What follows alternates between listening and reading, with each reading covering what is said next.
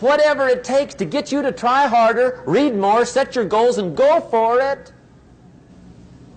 Here's the next attitude disease. Overcaution. Some people never will have much. They're too cautious. Now, you can also be too reckless, but you can also be too cautious. This is called the timid approach to life.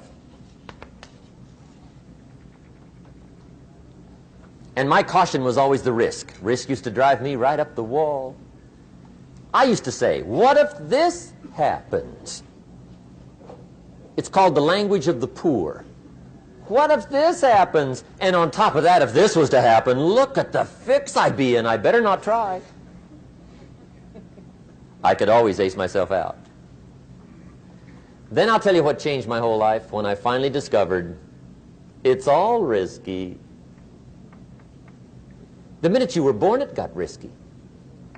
If you think trying is risky, wait till they hand you the bill for not trying.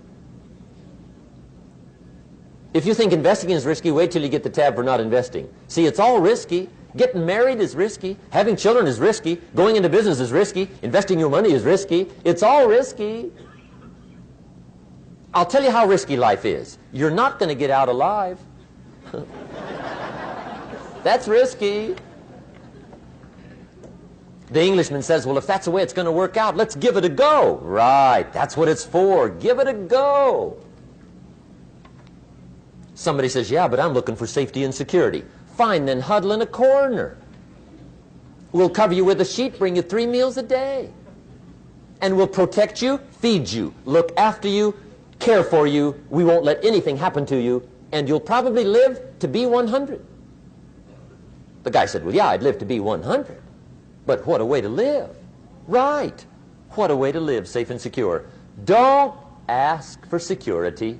Ask for adventure. Better to live 30 years full of adventure than 100 years safe in the corner. And see, it's not important how long you live. What's important is how you live.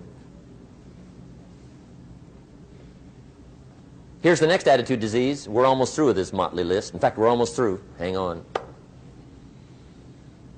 The next one is pessimism.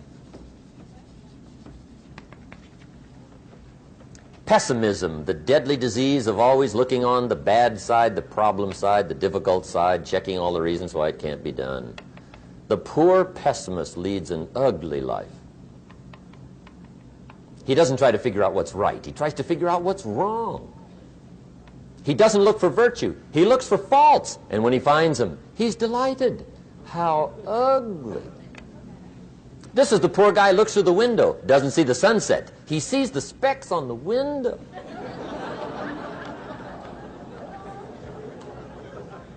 And this is the poor guy, right, who rushes up, takes such leave of his senses. This guy rushes up and he says, I've got 5 good reasons why it won't work. He's so dumb he doesn't know all he needs 1. He's got 5.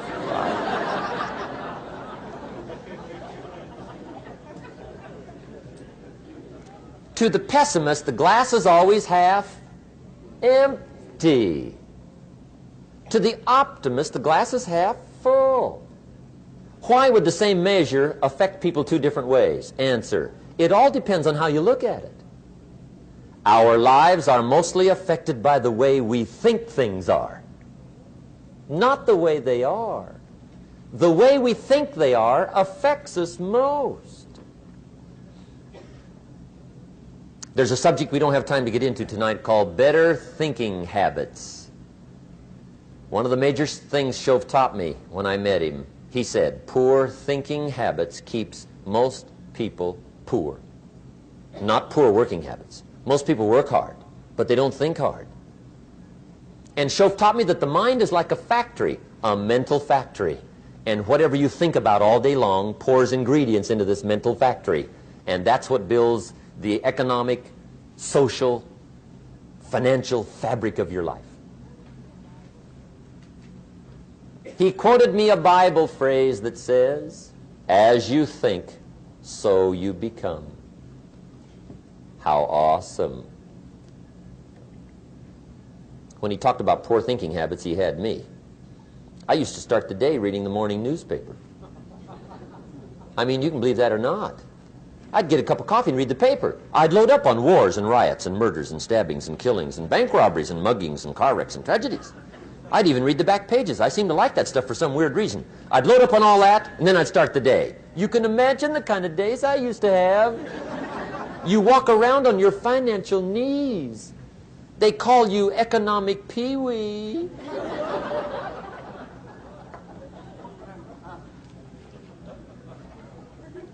The guy says, I want to be a great leader. Wonderful. The first thing we do is follow him to his house. When we get there, we walk in and check his library, number one. Somebody says, well, why check his library? The reason is because what a man reads pours massive ingredients into his mental factory, and the fabric of his life is built from those ingredients. You would not believe what some people have got in their house to read. You would not believe. One of the best dressed up words I know for a lot of it is trash. Can you imagine dumping a barrel of trash into this mental factory every day and coming out with a rich, dynamic, positive life? It can't be done. You might as well try making a cake with cement. The kids back in Danbury, Connecticut, high school, they're asking me questions one day. I'm talking to the kids. Kids got good questions these days. One of them said to me, Mr. Rohn, how do you build the good life? I said, it's simple. It's not easy, but it's simple. Here's how you build anything. Select the right ingredients, keep out the wrong ingredients, and it starts with thought. Everything starts with thought. So you must be wise and careful what you think about, because that starts everything. You got to be wise and careful. I asked the kids, what would happen if somebody dropped sugar in my coffee? They said, well, you'd be okay. I said, what if somebody dropped strychnine in my coffee? They said, well, you'd be dead. I said, correct. Lesson one. Life is both sugar and strychnine. You gotta be careful. I said, what if my worst enemy drops in the sugar? They said, will you be okay?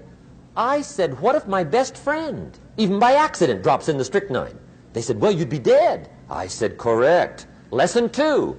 Watch your coffee.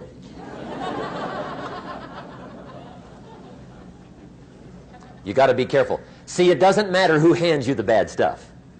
It doesn't matter where you get the bad stuff. It'll still do its damage on your bank account, wherever you get it.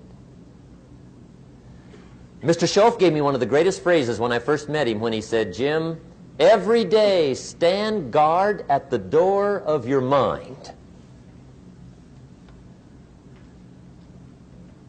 How important. Stand guard at the door of your mind. And you decide what goes into your mental factory. Don't let anybody just dump anything they want to in your mental factory, because you've got to live with the results.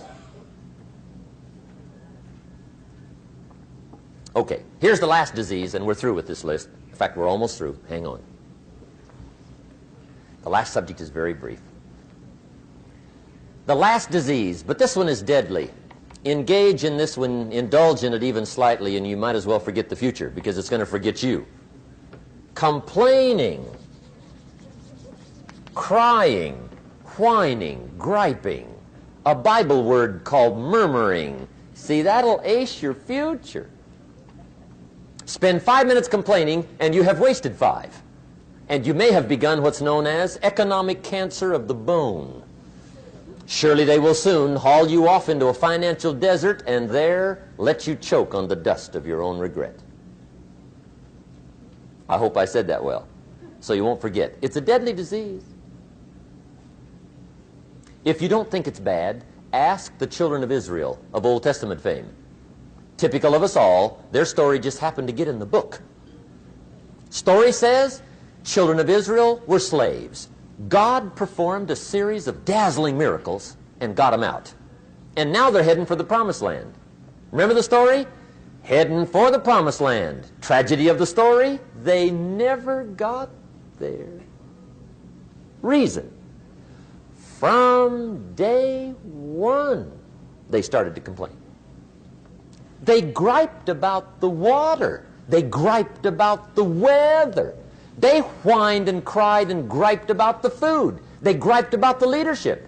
They whined and cried because it was too far, too cold, too hot, too difficult, too miserable. I mean, they whined and cried for years. Finally, God said, I've had it, trip canceled. Or something like that. The story says they died in the desert, never got to the promised land. Which I think means two things.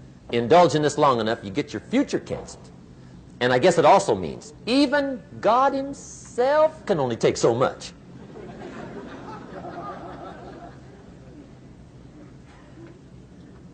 Okay. Just be on the lookout of the things that can destroy all the good you start. The war is on.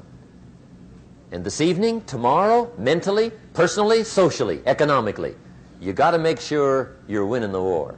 And this is part of it.